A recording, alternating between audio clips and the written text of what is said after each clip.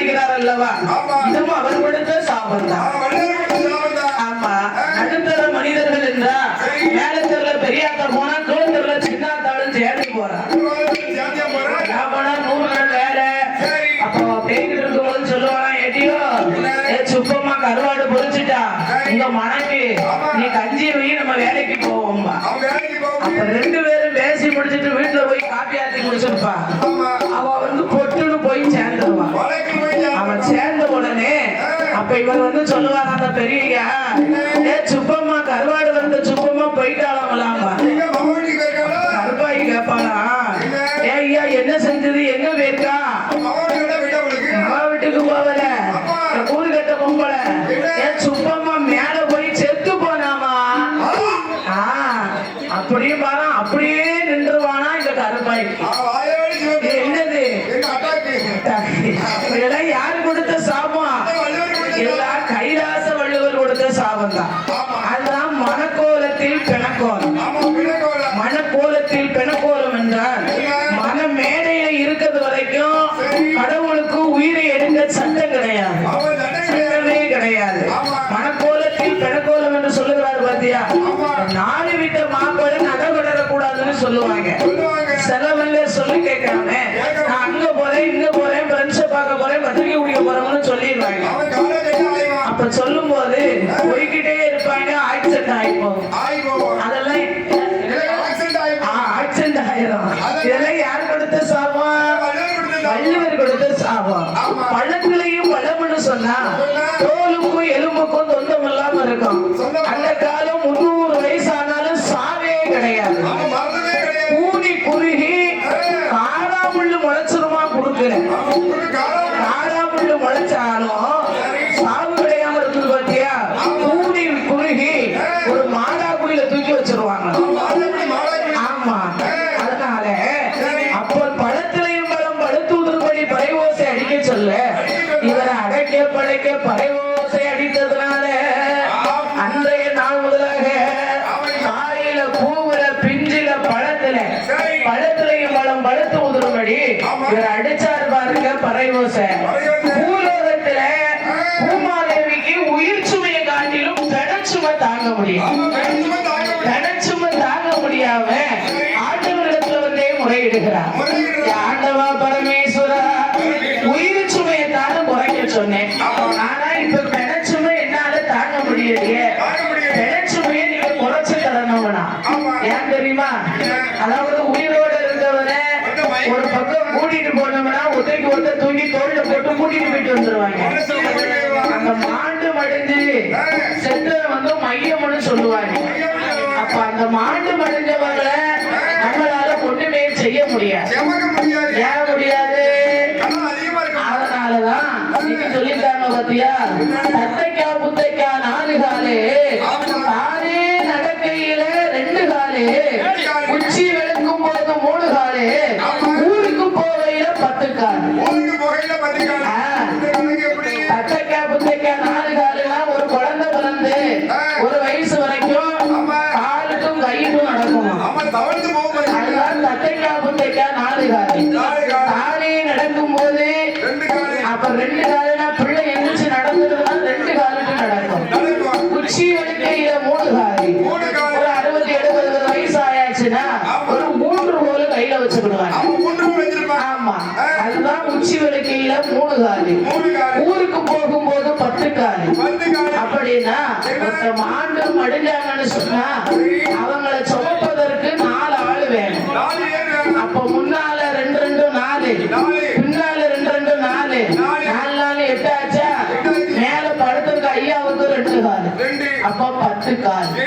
அதனால ஆண்டவா பரமேஸ்வரா, எனக்கு பெணச்சுமை உயிர் சுமையை காட்டிலும் பெணச்சுமை அதிகமா இருக்கு. ஆண்டு மடிஞ்சவன சமமா கணக்கான அப்படின்னு சொல்லுவோம் பாத்தியா. அதை போல ஆண்டு மடிந்தவர்கள் உயிர் சுமை காட்டிலும் பெணச்சுமை தாங்க முடியல. யாமனா அந்த காலம் ஆண்டு மடிஞ்சவங்கள அடக்கம் செய்ய தெரியாத காலம். இப்ப ஒரு பிள்ளை கடைக்கு போலனா பேதியில போவான், கட்டையில உன்னை தூக்கி விட, கடைக்கு போயிட்டு வாரியா உன்னை ஒரு குழிய தோண்டி போட்டு மூட அப்படின்னு பிள்ளைகளை இப்ப சொல்றாங்க.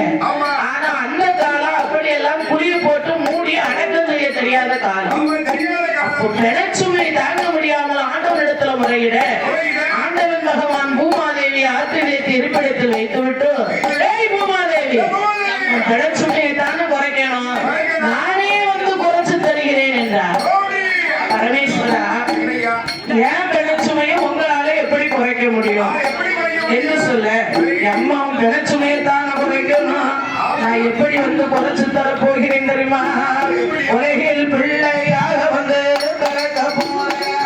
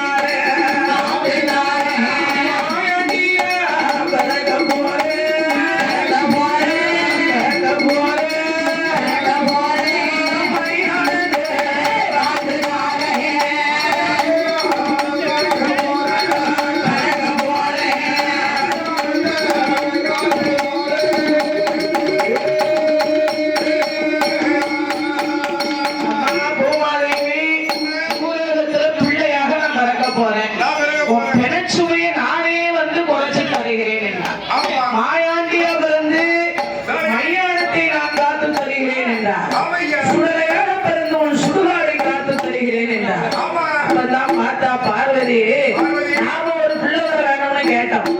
பகவான் ஒரு பிள்ளை வர தர முடியாதுன்னு சொல்லிட்டு இப்போ போய் பூமாதேவிக்கு பிள்ளையா பிறக்க போறோம்னு சொல்லுதாரு, பூமாதேவிக்கு பிறக்க போறோம்னு சொல்லுதாரு. இதையும் நாமல் இனி பகவான சும்மா விடக்கூடாது. ஆண்டவா பரமேஸ்வரா, பிள்ளையாக வந்து பிறந்தேன்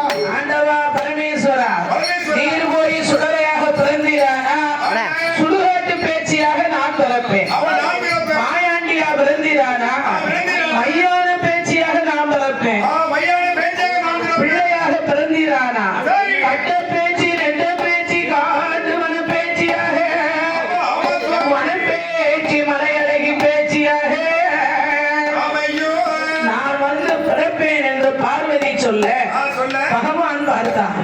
நாம எங்கே அவதாரம் எடுத்தாலும் நமக்கு முன்னால நாம் தேவி வந்து அவதாரம் எடுத்தால்தான் நமக்கு செய்த பாவங்கள் தீருமே என்று பார்வதி அன்னைக்கே பிள்ளை வர வேணும்னு கேட்ட பாத்தியா?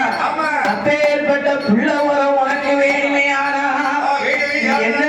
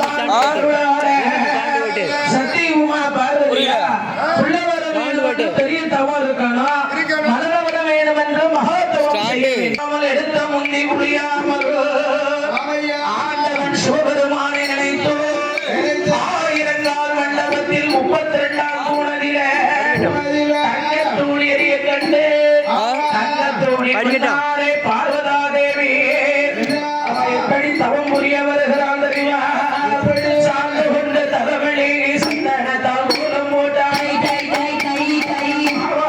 தலைமொழி மஞ்சளால மூலம் போட்டாய்